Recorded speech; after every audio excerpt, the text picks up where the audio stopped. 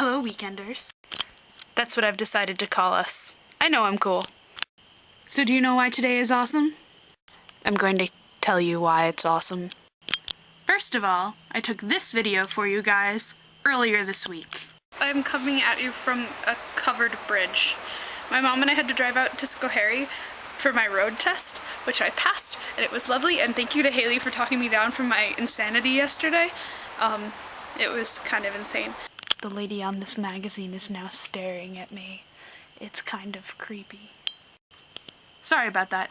The second reason why today is awesome is because of this. Do you know what that is?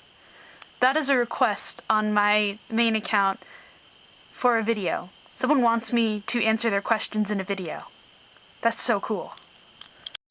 But I am going to answer those questions here.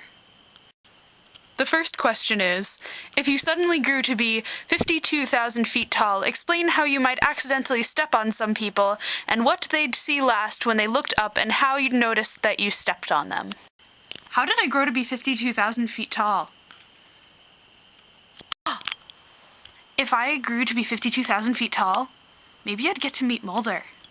But anyway, how would I accidentally step on people? I'd be 52,000 feet tall. They'd be 52,000 feet below me. What would they see last? I feel like now I have to write something awesome on my foot. How would I notice that I stepped on them? I don't know.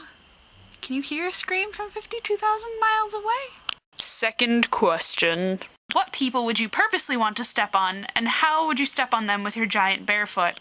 I'm not really sure how I'd find them if I was 52,000 feet tall. And I feel uncomfortable saying who I'd like to step on here.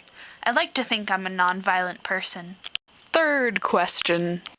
Would you stomp them completely flat into your giant footprint or grind them into the sole of your giant barefoot? Grinding them into the sole of my giant barefoot, frankly, sounds kind of disgusting. So, I'm gonna go with the first option. Question 4. Would you leave giant footprints everywhere, and why? And what would be smushed inside of those footprints, and why? Great. Now not only do I have to write something awesome on the bottom of my foot, I have to get something engraved on the bottom of my foot.